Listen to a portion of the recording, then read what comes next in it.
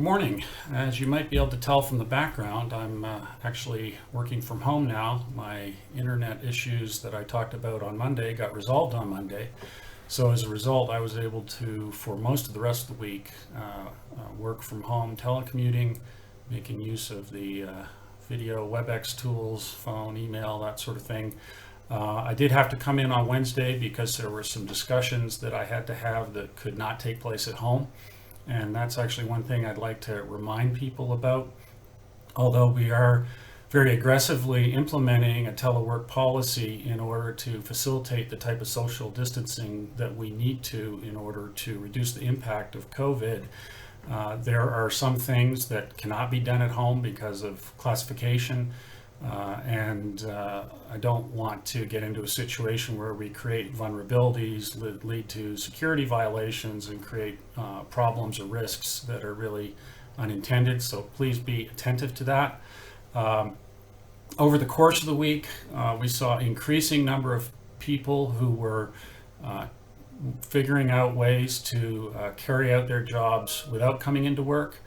In fact, towards the end of the week, we began to hit the limit on our VPN capacity, which was 2,500 simultaneous users. Good news on that front is through the weekend, the IT folks are working to bring in some new hardware that will take us to well over 10,000 simultaneous VPN sessions. And that should really accommodate the need going forward. Since we may need to sustain this for some time, depending on how things play out. To that point, actually, one kind of thing that I figured out is that if you're doing a video call of any sort, WebEx or Zoom, whatever it may be, don't do it over the VPN. That stresses that bandwidth. It seems to work a whole lot better if you use a computer that's not connected in through the lab networks. And that will help keep things running smoothly. We are going to be imposing some restrictions on outside access through the VPN. If you want to check the CNN or New York Times or whatever your favorite news outlet is, use your home computer, use a computer that's not on the VPN, again, so that we're really preserving our precious bandwidth for those activities that really need access to the yellow network. It also puts less demand on the system if you access your email through the web interface with your CryptoCard. There's additional guidance on that on the telework component of the COVID website that kind of walks you through the different options for access and kind of prioritizes in terms of making sure we're making efficient use of our resources. We sent out on Friday, late on Friday, some additional updates in terms of our operating stance. This is in response to announcements that were made from the White House, changes the state of New Mexico has instituted, of course, working closely with NNSA and DOE to make sure that we're staying consistent with a rapidly evolving situation. The first element of those changes relates to food services. Just like throughout the state, restaurants are going to grab and go.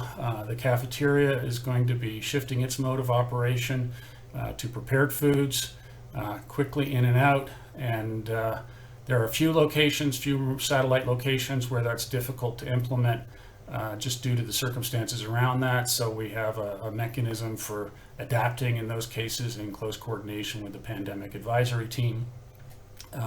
Second change relates to travel, people coming in from out of state, and this is in response to the further strengthening of the policies announced by the governor, and in particular, people coming into New Mexico from outside the state have now a requirement to self-isolate for a period of 14 days. Of course, with the restrictions we've placed on travel, first internationally and then domestically, limiting to mission essential travel, there's not a huge amount of laboratory staff that will find themselves in that situation, at least for work reasons. But it also would apply if you have guests to the laboratory or visitors who are coming in from out of state. This is not intended to restrict commerce. So deliveries where people may be bringing in equipment or material that's essential to laboratory operations Those deliveries don't require badging in any case, so strictly speaking, they're not guests or visitors to the lab, and would continue. The third element of the announcement has to do with the White House announcement regarding restricting meetings to 10 individuals or less, and of course maintaining that 6 feet for social distancing. And as I'll discuss in a moment, this is going to have further impacts on how we operate the lab. Although we've already been encouraging even those people who have to remain at work because of the nature of their duties to avoid that substantial face-to-face contact. And certainly we've been doing a lot of our meetings and the leadership, in fact, all of our meetings with the leadership team using things like WebEx, which the laboratory has a license for. If you're using WebEx, actually you are allowed to discuss and share CUI, controlled unclassified information, most types, including official use only. So I would encourage you to make use of that, even if it's a conversation between people who are both at work. The final element of what we sent out on Friday relates to time charging.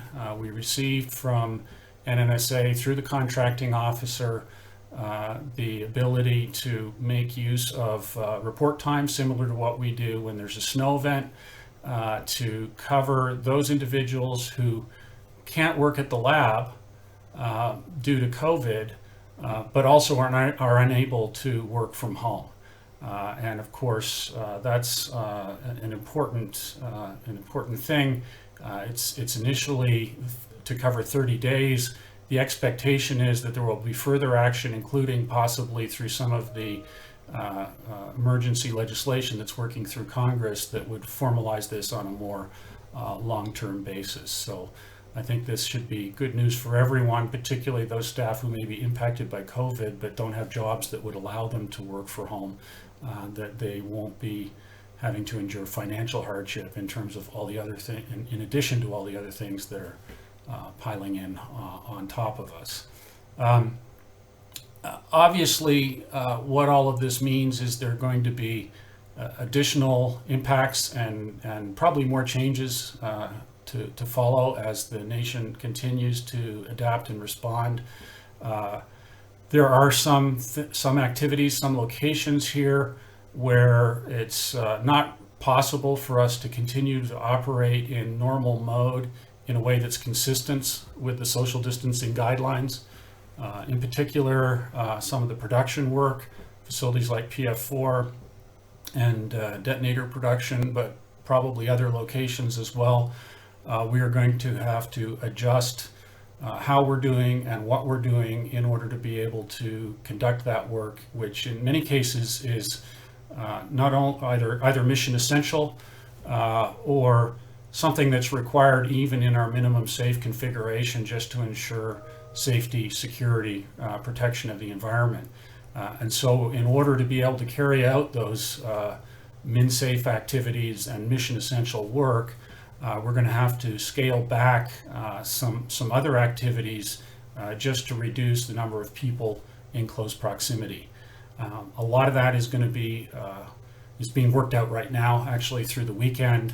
And so on Monday, we will begin implementing some of those measures. I've been getting a lot of communication from staff saying, what can we do? Obviously one thing that you can do, and many people are doing that, is find creative ways to continue your important work, but do so from home so that we minimize risks. And this can take many different forms. For much of what I do, it really doesn't matter where I am as long as I've got my cell phone. And with the addition of some of the WebExes and so forth, it's really not hampering the ability to make decisions, process information, kind of figure out what's going on. And there are already, I think, some pretty good examples of people looking for other things that they can do.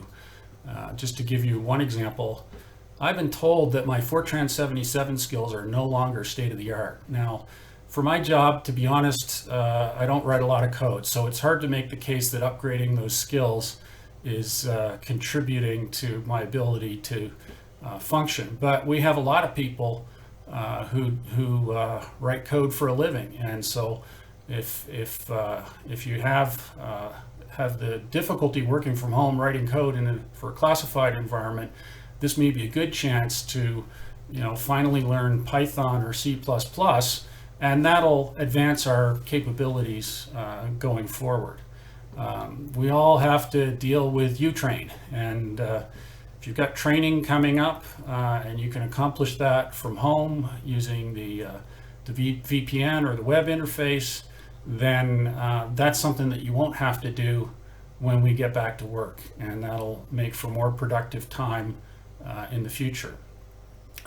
We've been talking a lot about improving some of the ways that we operate the lab, and that's one thing that we're looking at working on in a pretty systematic way as we respond to some of the challenges with social distancing inside our facilities. Having people take a hard look either at home or at alternative work locations where we can implement social distancing depending on the circumstances. If we can look at those IWDs, I think we can actually improve how we get our jobs done once we really get back to normal operations.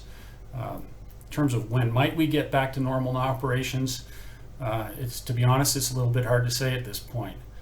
Things like school closures, some of the other actions that have been taken have been for a defined period of time, but I think that could well be extended depending on how successful the efforts are to flatten the curve, that phrase that many of you have probably heard on a number of occasions. So other things that we can do, we have actually set up a response, an S&T response activity to COVID under the leadership of Pat Fitch. We now have a special office for that. That's working actually across the labs under the auspices of an activity that's being headed up by Dr. Chris Fall, who's the director of the Office of Science, but has been named as the lead for a lot of the Department of Energy response to COVID. They are looking at everything from the kind of pandemic modeling activities that Los Alamos is famous for. In fact, we just received on Friday some additional funding to help support that. They're also looking at things like 3D printing of medical equipment or possibly even ways that the laboratories could assist in testing, which is an area that there's a lot of demand for at the moment. So we'll continue to look for those opportunities and work with the department to see if there's ways that the laboratory system can engage and draw on the capabilities that we have, whether it's expertise, facilities. Many of the Office of Science facilities like synchrotrons are being deployed to do crystal structure determinations relative to the COVID virus and proteins. There's also a lot of demand in the community, and we're going to be updating the COVID website with some possibilities that laboratory staff could contribute, obviously in ways that are consistent with social distancing. But for example, one of the options that's being explored is how we could contribute to the educational activities that would be going on at a time when the schools will be moving to distance learning, particularly around things like STEM. There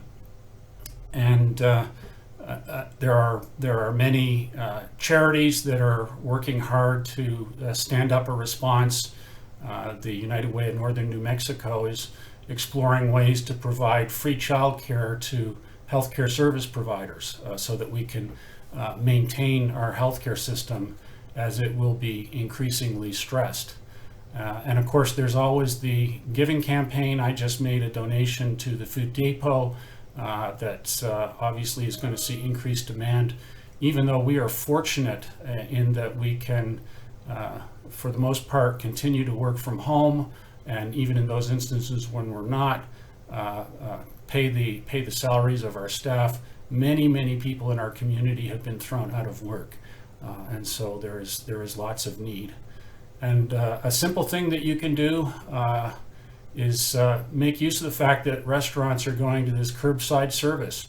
That's a business sector that is being hit very hard.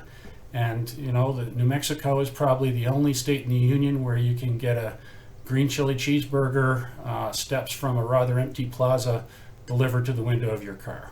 So I thank you for all of your efforts, for the creative ways that people are finding to respond to this challenge.